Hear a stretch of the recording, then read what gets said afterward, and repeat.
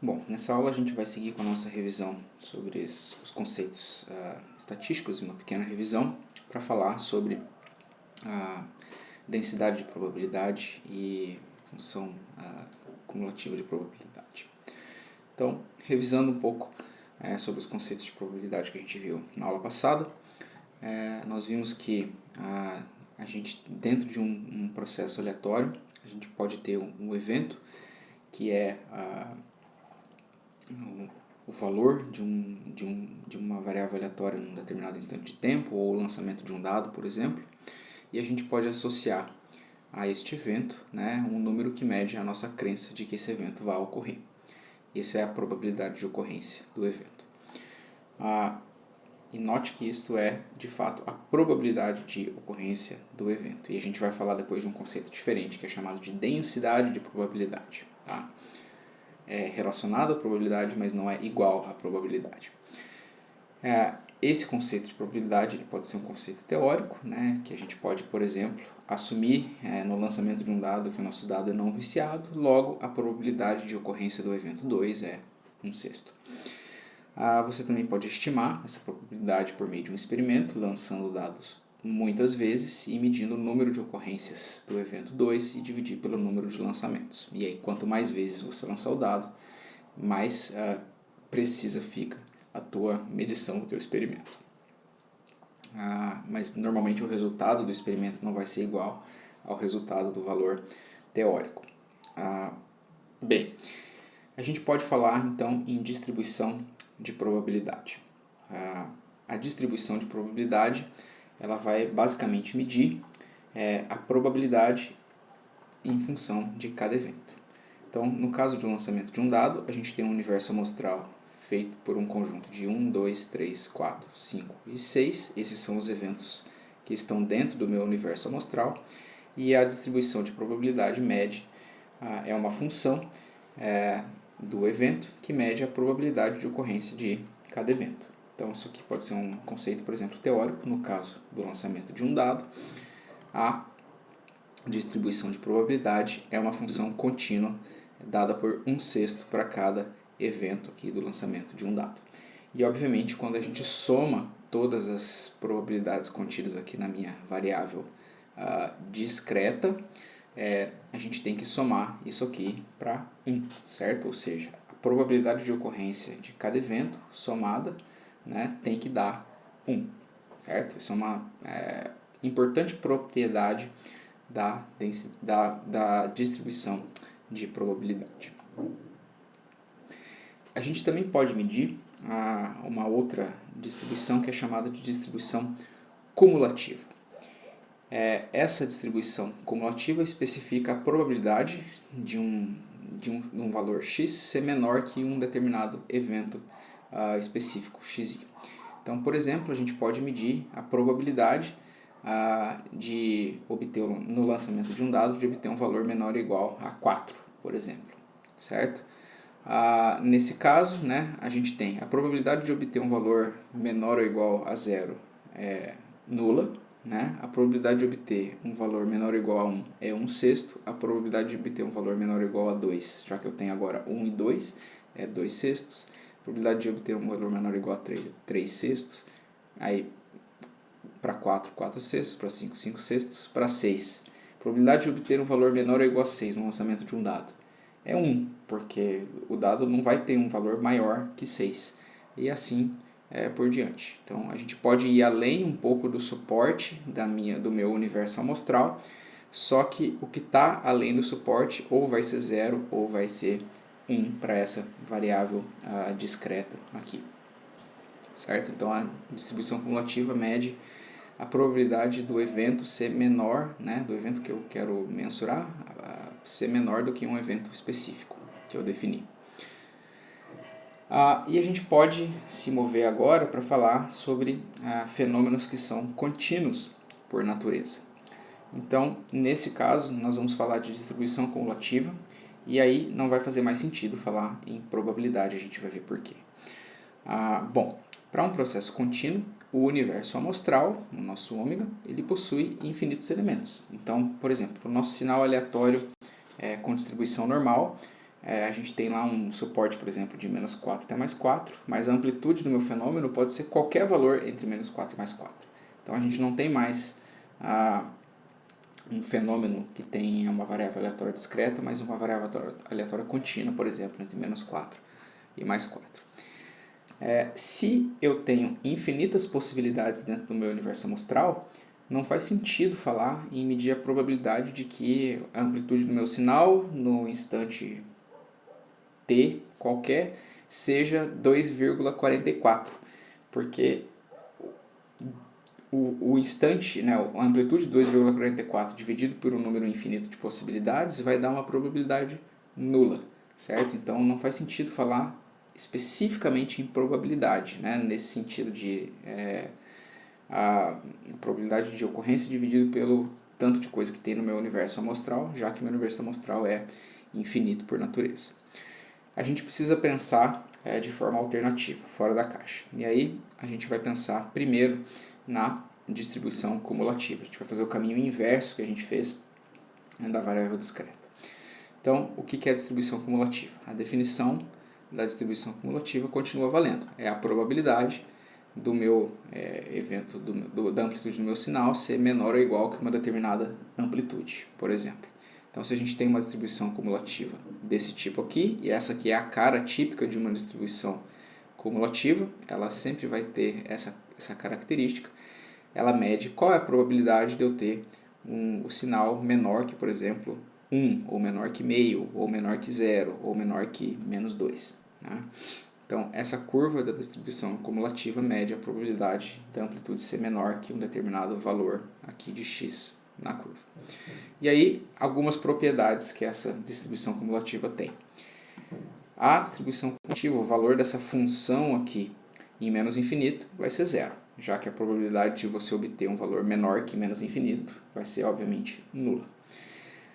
A distribuição cumulativa em mais infinito vai ser igual a 1, já que a probabilidade de obter um valor menor ou igual a mais infinito, né, uma amplitude infinita, né, você nem vê minha mão aqui, é sempre unitária. Né? A gente nunca vai chegar lá no infinito, então a probabilidade de ser menor ou igual a infinito vai ser 1.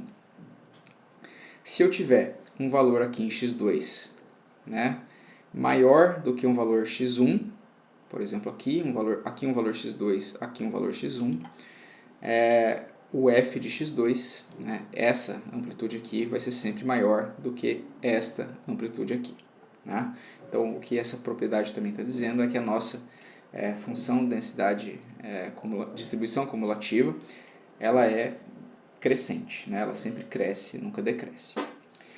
E a gente pode calcular, a partir dessas probabilidades, a probabilidade de encontrar o x entre dois valores, entre um A e um B. E isso vai ser dado pela probabilidade do x ser menor ou igual a B, pela probabilidade do x ser menor ou igual a A, ou, portanto, o f de B menos o f de A. Então, eu meço a probabilidade do x ser menor que um determinado valor aqui, esse valor, meço a probabilidade do x ser menor que esse valor aqui, e a probabilidade de encontrar o x nesse intervalo vai ser esse f de B menos esse f de A. E aí, nós podemos pensar em intervalos infinitesimais. Né? Então, imagina que ao invés de A e B, né, que é o que eu tenho aqui, eu vou ter agora x e x mais um ΔX, que vai ser infinitesimal. Então, eu quero determinar a probabilidade de encontrar o x num intervalo muito pequeno. Então, imagina que esse intervalo azul aqui vai ficar cada vez menor. E aí a gente pode medir de novo, né, a probabilidade do x ser menor do que esse valor aqui à direita, menos a probabilidade do x ser menor que esse valor à esquerda. E aí a gente vai ter a distribuição cumulativa, né, desse intervalo pequenininho. Se nós dividirmos a equação acima por ΔX, pelo intervalo, e tomarmos aí o intervalo tendendo a zero, a gente vai ter uma diferença em cima dividido pelo valor do intervalo, e aí a gente tem, no final das contas, uma derivada. E essa derivada da distribuição cumulativa é chamada de densidade de probabilidade. O que ela mede? A densidade de probabilidade mensura a probabilidade da gente encontrar o x num intervalo que é infinitesimal, certo? Então, é a probabilidade dividido pela largura do intervalo, certo? Essa é a nossa definição de densidade de probabilidade.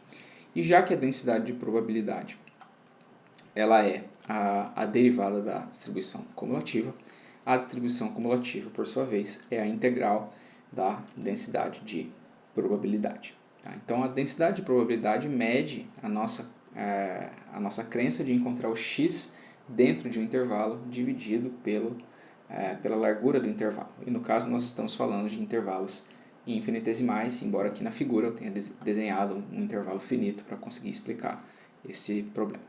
A gente pode avaliar isso num notebook, e a gente tem aqui o nosso notebook, aqui a revisão dos conceitos estatísticos 2, e a gente tem exatamente os mesmos casos que eu apresentei nos slides, do lançamento de um dado, da distribuição de probabilidade e da distribuição cumulativa. E aqui a gente vai falar das variáveis contínuas, né, repetindo um pouco as propriedades que eu apresentei no slide. E a gente pode voltar àquele caso do ruído branco com distribuição normal que a gente viu na aula anterior. Então, se você não viu esse exemplo, você pode buscar a aula anterior para ver. O que eu estou medindo aqui, né, é gerando o meu fenômeno com a minha distribuição normal dada por esses parâmetros aqui. E agora eu vou calcular as distribuições de probabilidade cumulativa que geram esse meu fenômeno originalmente, tá? E aí eu posso sombrear aqui intervalos. Então, o que vocês estão vendo aqui à esquerda em azul é o meu fenômeno aleatório gravado no tempo.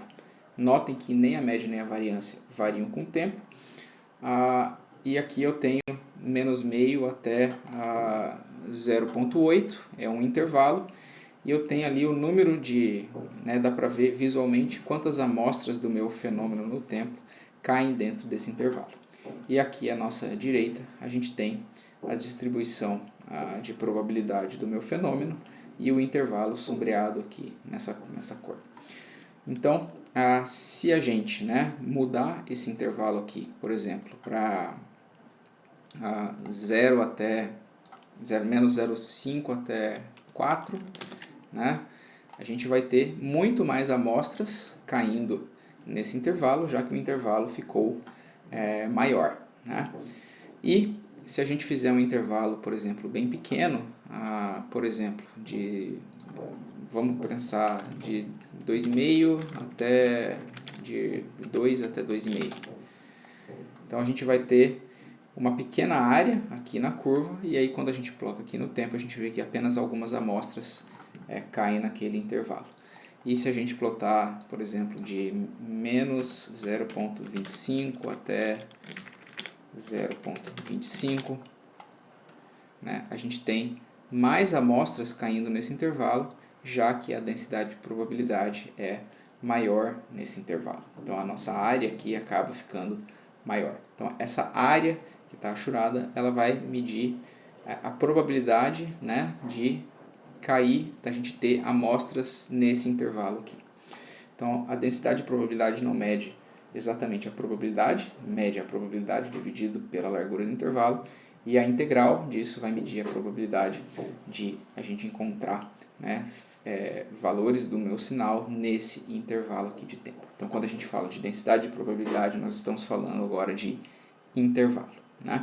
E note que mesmo que eu tenha um valor ali, um intervalo bem pequeno,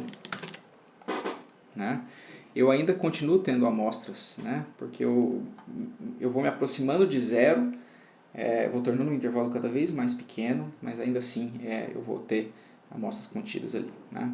E mesmo que eu tenha probabilidades muito pequenas, ainda é possível que eu tenha amostras sorteadas dentro de um determinado intervalo. É isso que eu quero dizer. Então a densidade de probabilidade é um pouco diferente da probabilidade, mede a probabilidade dividido pela largura do intervalo. E a integral, então, vai nos dar a probabilidade do x estar contido num determinado intervalo. Eu espero que essas abstrações estejam ficando um pouquinho mais claras com esses exemplos, tá? Mas eu vou parar por aqui por hoje. Até mais.